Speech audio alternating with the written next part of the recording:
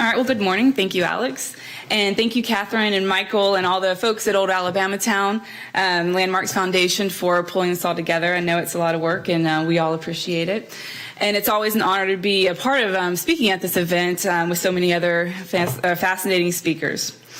So if you happen to miss the big news, we have a book coming out, and so I'm holding it here. This is just a not edited copy yet, but it will be available hopefully in the fall. And Kathryn says that if you're interested in getting a discounted rate, to email her.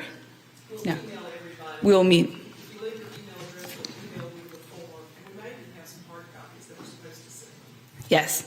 So leave your email address with us. We'll have a list, and then you'll be able to sign up for a discounted copy.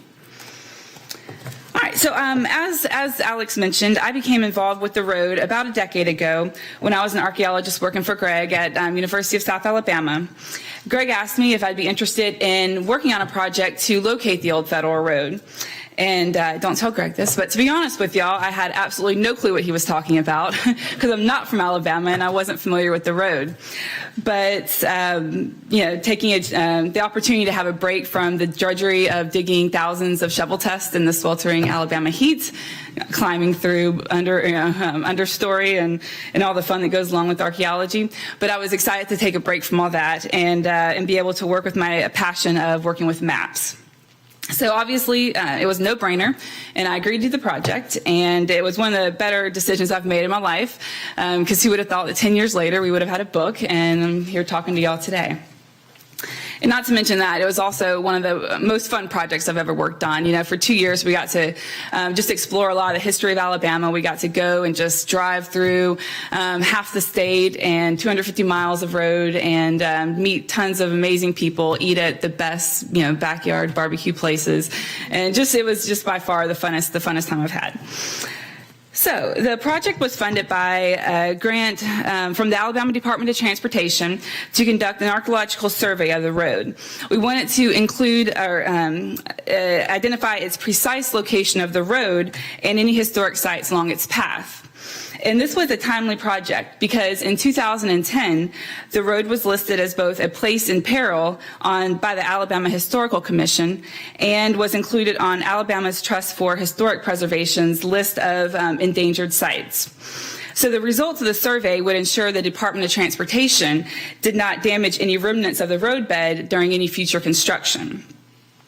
And it also would serve as a guide to local planners as they promoted the road for historically motivated tourists.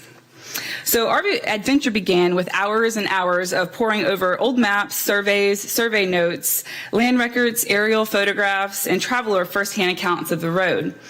Then, with a general idea of its path, we took to the road to ground truth all 250 miles of its path in Alabama. And so today I'll share with you some of the resources that we use and the methods we use to determine the path of the road. And so this is one of those survey plats that Greg mentioned earlier, and this one is for a little northeast of Monroeville. And so as you can see here, let's see if technology will not fail me here. Hold on, let me see. Laser pointer, boom. There we go. This shows the federal road to Georgia right there.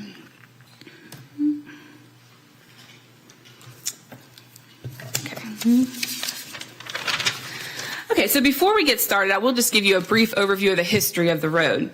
So before Europeans first set foot in the land that would become Alabama, it was populated by diverse groups of Indians.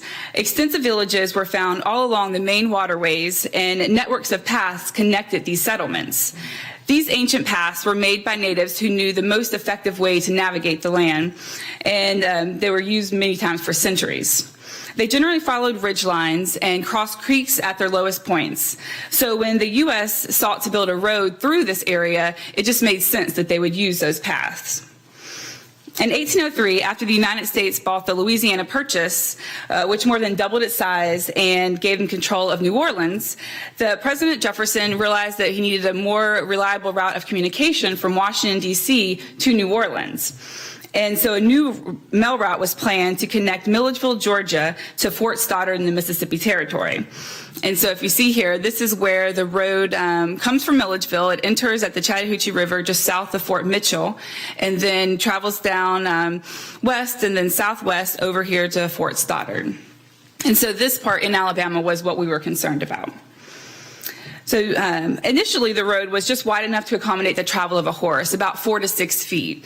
But during the War of 1812 and the Red Stick War of 1813 and 1814, the road was widened to accommodate the movement of troops and supplies. So over the next few decades, the road served as a principal conduit for the forced removal of Creek Indians and then the influx of immigrants to settle that newly vacated land. As steamboats and railroads became the preferred method of travel and other roads were built, the old federal road became fragmented, and some sections were swallowed up by forest or by urban sprawl, while others remained in use. So we are lucky to have such a significant historic resource in our backyards. It gives people the ability to connect with history in a very meaningful way. We have an innate need to feel this connection to our past, and we did not arrive here today on a whim. We are here at the result of innumerable historic forces that collectively form our present, and our desire to learn and understand these forces is just part of our human psyche. So while mapping the road was a very technical project for us, our underlying goals were a little bit more complex, because we can use these maps to visualize our historic landscape, and we're able to foster a stronger connection between our past and our present, as our historic landscape, or the landscape, is often the last and sometimes our only tangible connection to our past. So even with the incredible changes that have taken place in the road over these 200 years, since the road was first developed, in some remote places along its path, one can stop and get a sense of the awe or excitement or the uncertainty or fear that these historic travelers would have experienced. So as travelers headed west from Fort Mitchell and journeyed deeper into the Creek Nation, surrounded by what must have felt like endless forests, many surely felt uncertain of what lay beyond that curve in the road ahead. But perhaps they were excited about what new opportunities awaited them. Or perhaps at the same place on the road, dismayed bands of Creek Indians knew what was beyond that curve, and they dreaded arriving there because it meant that they were that much closer to leaving behind their ancestral homelands forever. And a little further down the road, on this picturesque section near Pentlala, travelers may have paused to take in the beauty of what was described by an English traveler as one of the most beautiful prairies he had ever seen. Or perhaps they paused to recover from trudging through the surrounding swamplands, which he described as 10 times more formidable than even the flooded creeks. And finally, as travelers neared the end of their journey in Alabama, they might have felt relief as they floated away from the shore of the ferry at Fort Mims, finally able to rest after weeks of traveling. Perhaps they reflected on their good fortune to have made it safely through the unknown wilderness, as they had just passed Fort Mims, the site of one of the most horrific events of their lifetime. And so you can see right here in the middle, that is the path that we identified as Mims Ferry, which was essentially the starting or ending point of the federal road in Alabama. And that's going to be just north of Mobile. So as you can see, traveling today, the road today allows you to engage with this historic landscape in a very thought-provoking and immersive way. And so maps are really the core to recreating that experience. So for the archaeological survey of the road, the two most important components for locating the road were historic maps and modern GIS mapping software. Through the magic of GIS, we were able to take historic maps, overlay them on modern maps, and identify the locations of historic features with a surprising degree of accuracy. The program we used was Esri ArcGIS. It's the industry leader in GIS mapping software. GIS stands for Geographic Information System, which is defined as a system designed to capture, store, manipulate, analyze, manage, and present spatial or geographic data. Don't worry, I'm not going to bore you with any more of those technical details, but I did just want to give you an idea of the software that we use to recreate this route. So then we used large-scale regional and state historic maps to get a general idea of the path of the road. And then we used original survey plats to get a more precise location. And then once we had the route identified, we used other historic sources like aerial photographs, traveler accounts, land records, survey notes, just to kind of fine-tune that location. Then we went to the road and we met with knowledgeable and very, very kind folks throughout the state that showed us features that they knew about in their counties. And many times this included sections of entrenched roadbed. Just to review a little bit about some of the historic maps that we used.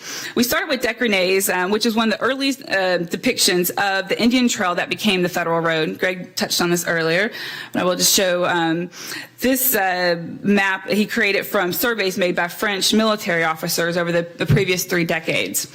And so you have Fort Toulouse up here, and then the main federal road is this path here, and then going down to the eastern shore of the Mobile Bay.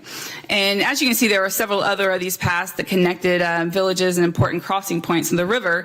And these were what we often refer to as branches of the federal road that were used historically as well. All right, and then Bradley's map. Can you tell that Greg and I worked on the same presentation, the same project? We use a lot of the same maps. So Bradley's map was the first map to show a United States mail path through Alabama and what would ultimately become, or is, the federal road. And so Bradley based his maps on notes from Samuel Bloomfield, who was a contractor tasked to build bridges over the path of the road. And so this would explain why, if you look closely here, why all the crossings of the drainages and creeks are highlighted on this route. And so this early depiction of the road, there were only 2 spots, Point Comfort here, if I'm looking at that correctly, and then Fort Sawyer down here, which were identified as postal stops at that time. And this was Bloomfield, who was contracted to go and identify places on the road that needed bridges, was kind of contentious because the Treaty of 1805 stated that the Creek Indians would actually have control of the waterways, and they would be the ones who set up ferries so that to profit off the travelers coming down the road. So Bloomfield's survey to build these bridges was not accepted well by the Creeks, but ultimately many of the bridges were built.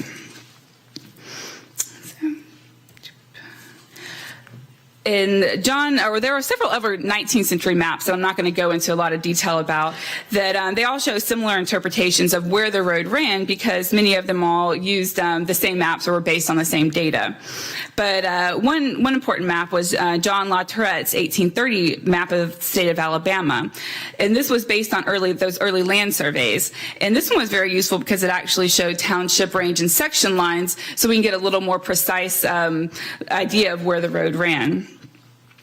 And this was also important because he showed us a lot of historic sites along the route and also topographic features. And so you can see here, we have Monroeville there, and then the road actually is running this path here. And so you have Burnt Corn Post Office and some other important landowners along the way, going downhill through a toll bridge, and then out of Conecuh County. And so this map is part of the collection at the Alabama Department of Archives and History. And then a digital version can also be found on University of Alabama's Historic Maps website.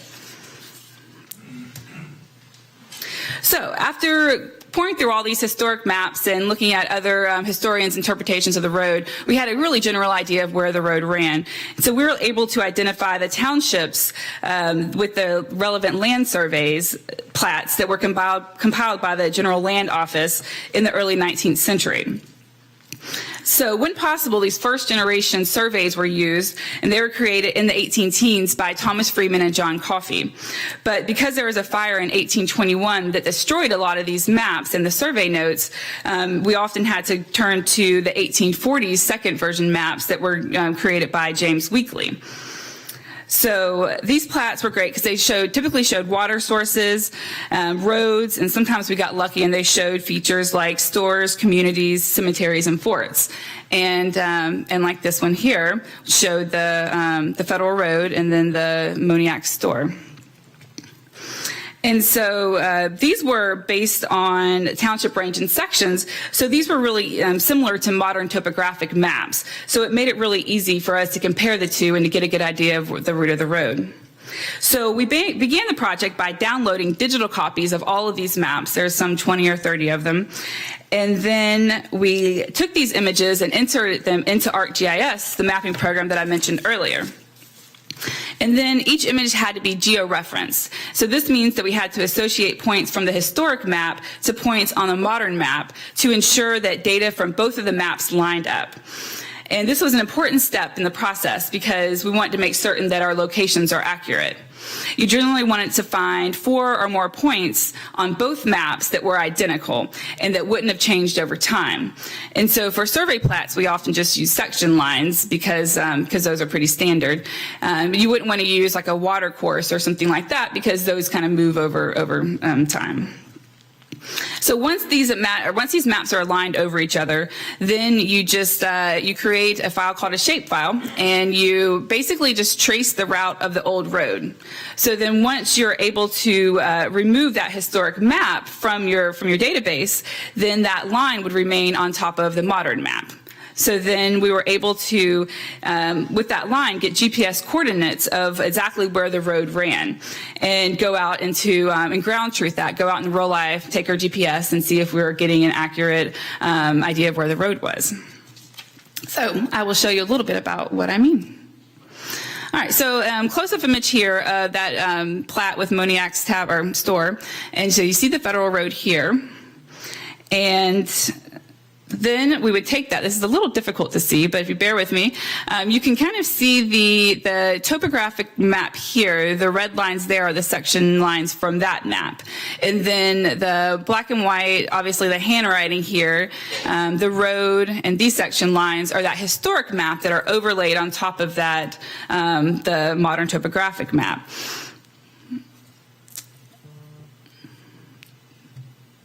All right, so a little closer image, and you can see here that this is the old road coming down, and so right in here and right along here it really aligns with that the modern road that we have today. And then this gray circle there on the historic map indicated where Moniac's Tavern was. And so as you can see, it's on this ridge top here with 2 houses that are shown on the modern topographic map. So unfortunately for us, as Greg mentioned, there was a modern house on the location of Moniac's Tavern. And so, but we did go out and we did conduct an archaeological survey in the surrounding area, and we did find enough to say with reasonable certainty that this was Moniac's Tavern.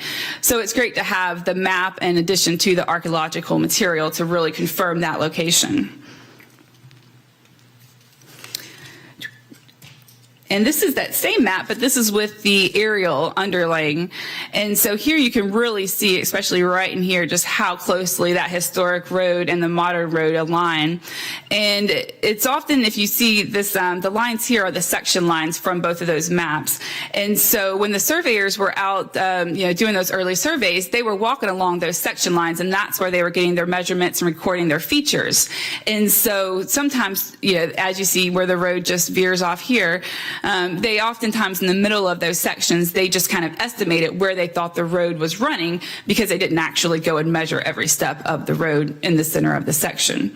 And so that's when we have to turn to other sources to kind of identify those gaps, where that road was running in the center of those sections.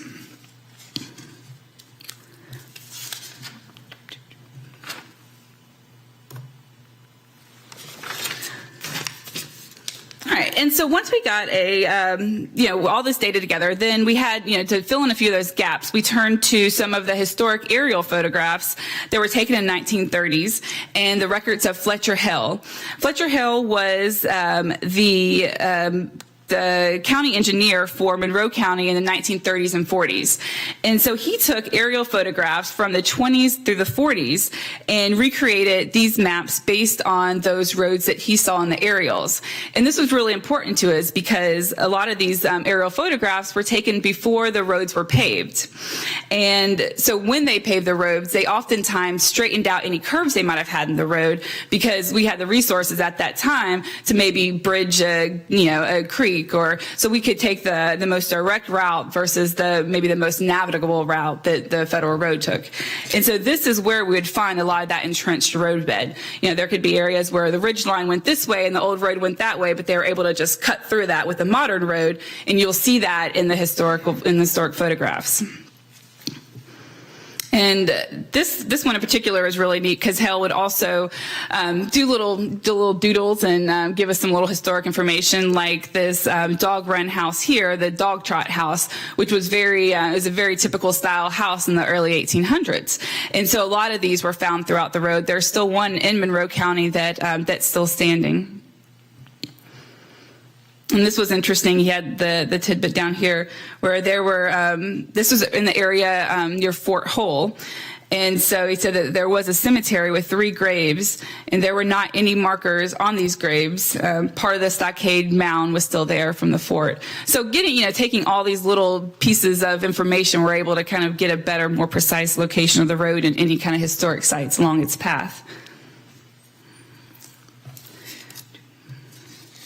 All right, so then once we had all this, we consulted a lot of the other historic sources just to get, just to kind of confirm our location of the road. And so one of the main sources was Benjamin Hawkins. He was a principal United States agent to Southern tribes, and he oversaw the federal land policy and issued passports to travelers passing through the Creek Nation. And Hawkins kept a detailed log of his travels through the Creek territory. He often recorded distance and time and geographic features that he encountered on these Indian paths.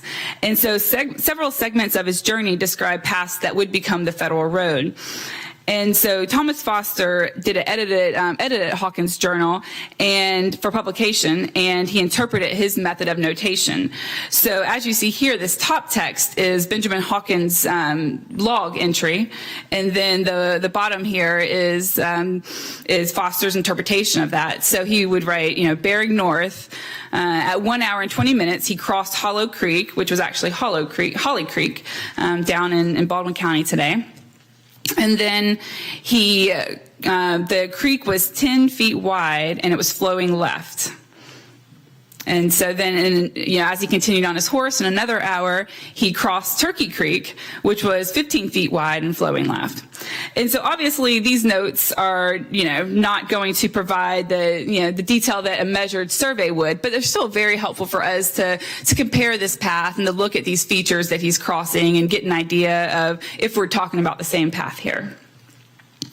And the other helpful historic survey was Lieutenant Luckett's 1810 survey. And so he covered the road from Fort Stoddard to Pentlala Creek. And so he blazed the trees with Roman numerals at mile markers and noted the quality of soils and vegetations along the route. And so you can see here in his log, at 3 chains, 29 miles, he blazed a pine front and rear with the Roman numerals of the mile marker. And so all of his distances were in chains, and so one chain was about 66 feet. So we took all this data and we put it into GIS by creating a survey from all his points.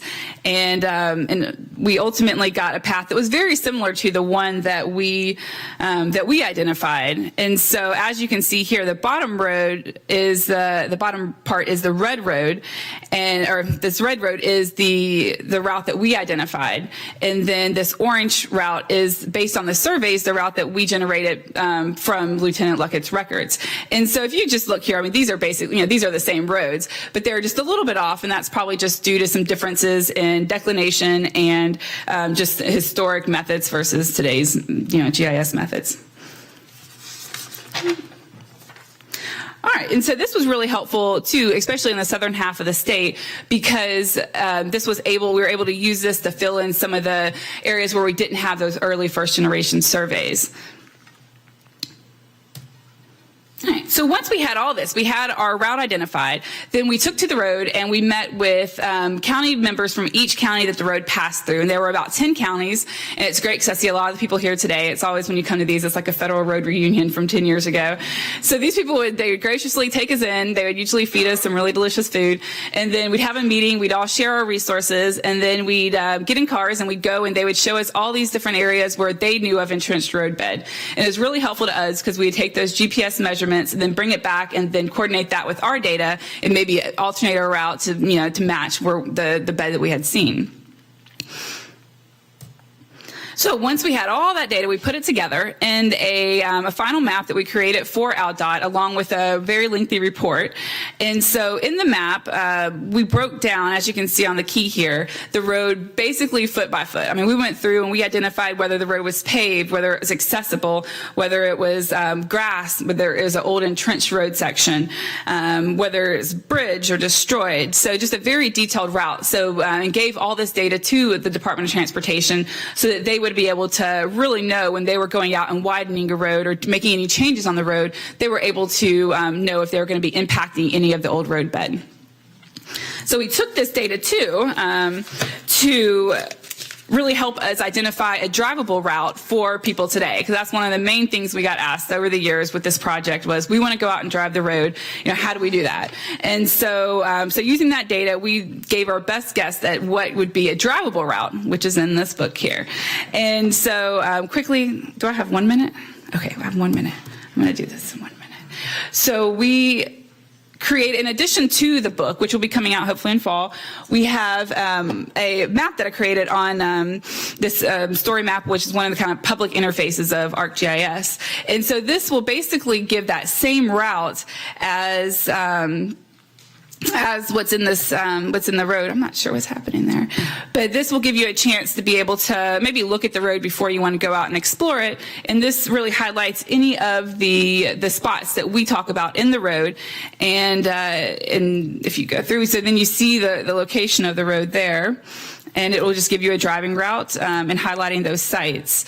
And so, and then if you click on each of the titles, except for that one,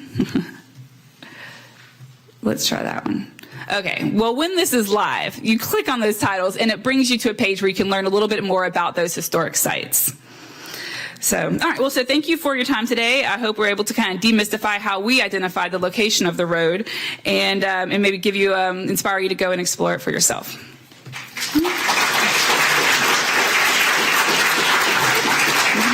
All right, thank you, Raven. And then can you both speakers up on the stage. Now it's time for some questions, and you can ask both of our presenters any question that you'd like about the presentations. And we have microphones on either side, so just raise your hand and we'll bring you one.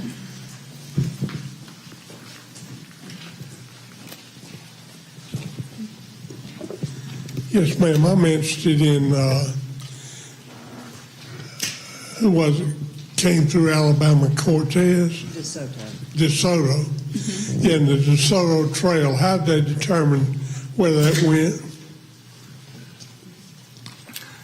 Well, the Alabama portion is maybe the least well established of all, but basically what archaeologists and anthropologists and historians were able to do collectively was to identify some known spots. So, for example, downtown Tallahassee was a campsite over one winter of the DeSoto expedition. Up in western North Carolina, the Berry site is a site that apparently is quite close to where DeSoto moved. And so there's various locations along the way that we're pretty confident about, and others were less confident.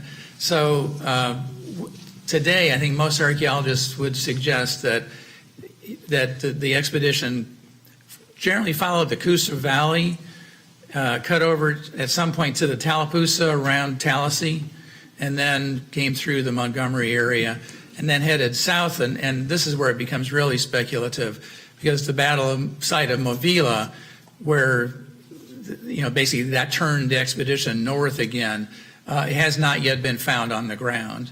So we all debate about where Movila was, and it's somewhere between probably Selma and Monroeville. a lot of us have very definite ideas about it, but we really still don't know. Yeah, Cahaba is a good candidate, I think, for it. But anyway, at some point then, the expedition heads up, generally up the Tombigbee River, and across to the Chickasaw area, where it's, again, pretty well established where they were. So the Alabama portion is still under debate. The route of the old Federal Road, according to your maps, appears to really follow the ridge between the two major watersheds. Could you confirm that by any of the survey maps? Or was that even thought about or considered? Well, that's a very common place for Indian paths to go. I mean, that would be the path of least resistance if you try to avoid crossing streams, which is sometimes really hazardous. So we call them ridges. They're really imperceptible on the ground practically, but they're divided drainage divides. And so that the map Raven was showing of the Conecuh County 5, that route along eastern Monroe County, that's a great surviving example where they basically avoided crossing any streams for about 70-some miles through there because they were on that divide. And of course, when they turned east toward Georgia, they had to cross lots of streams, so you don't see that. But a lot of the paths that I was showing throughout the country follow divides like that. Yeah. Ms. Christopher, when you were describing some of that early methodology, you described that lieutenant who had that 56-foot chain. Does that mean he was laying it out as he literally went the path? Okay. Yep. Yeah, not a fun task, especially if you've gone through any forest here lately. Why was it called the Federal Road? Well, it began with, you might be able to speak more to this. I always rely on him for everything. Well, because initially it was funded by the federal government as a mail path. And so the federal road is kind of a loose term. I mean, there are lots of roads that are called federal roads. And so so initially it was funded by the federal government, but it was maintained by typically by people that lived along the road. So it was kind of a nickname that just kind of stuck. Good, thank you. Yeah. Anything better than that? Dr. Winkowski, you had stated that the Mobile Indians, they were used by the French, really. They were the rowers. Now, my question is, were they really the rowers, or were the French forcing them to be the rowers? Why couldn't they have been the navigators, since they knew the property? Yeah. Well, all we have is the French accounts. They would actually pay various people to row, and sometimes they had their own African slaves rowing. But more commonly, I mean, it's only mentioned 3 or 4 times, but there's one mention of Mobilians. There's, I think, a Tome contingent that rowed up there at one time. So they were being paid for it. These were independent tribes at that time. Yeah, yes, you mentioned the maintenance of the roads. How well was that done? I mean, were people paid, and by whom were they paid? And you know, how did they go about that, and how well did it accommodate wagons along the way? You know, are there a lot of artifacts that you've come across, or come across in the federal ways here and there through, you know, down around Jackson, Alabama? I know in Clark County there's some remnants that have been really well preserved, haven't they? And what is your knowledge on all that? You go.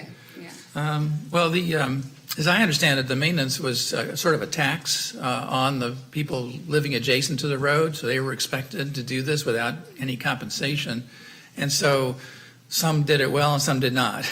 And so there's a lot of hard feelings among neighbors frequently about certain individuals not maintaining their section of the road. And it was there's a constant chain of correspondence frequently in county courthouses. There's often this actual separate files about the road maintenance issues that went on in any given county.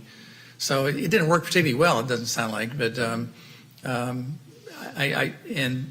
sometimes travelers themselves were responsible for things like moving trees out of the way that had fallen. If they intended to get anywhere, they couldn't wait for somebody else to do it. So, it was a kind of a combination of methods used to maintain these roads. The one thing that our research, Kathryn in particular, has researched a lot of the historic accounts, and everybody agrees it was a terrible road. So maintenance was not done particularly well at any throughout the entire route.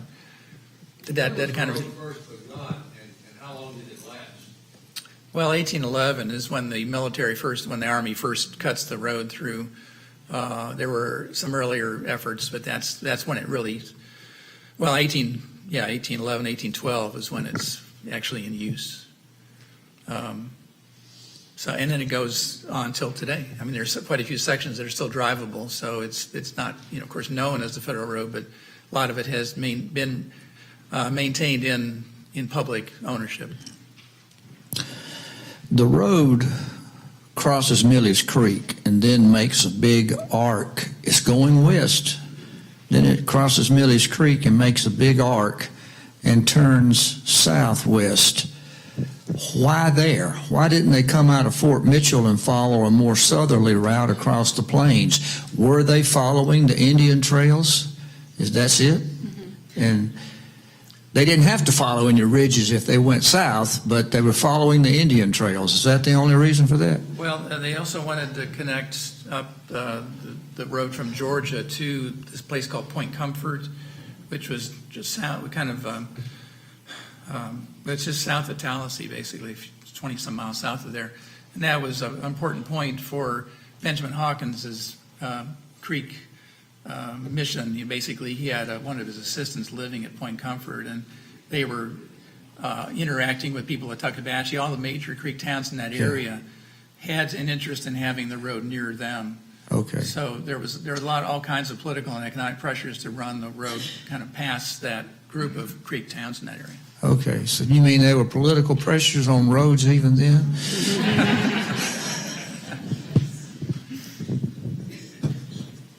Me? I have a question. If our family history says that our ancestors came down before 1811, would that have been it wouldn't have been the federal road, but it would have been a path, I'm assuming, that turned into the federal road. So what was that called? Was that some of that mapping that you showed earlier of paths that people came down? The maps that you showed? Yeah, I don't know. I mean, I'm just... It would have been the same route. It just wouldn't have been called the federal road at that time. It would have just been a trail at that point. Yeah. That's what I thought. Okay, thanks.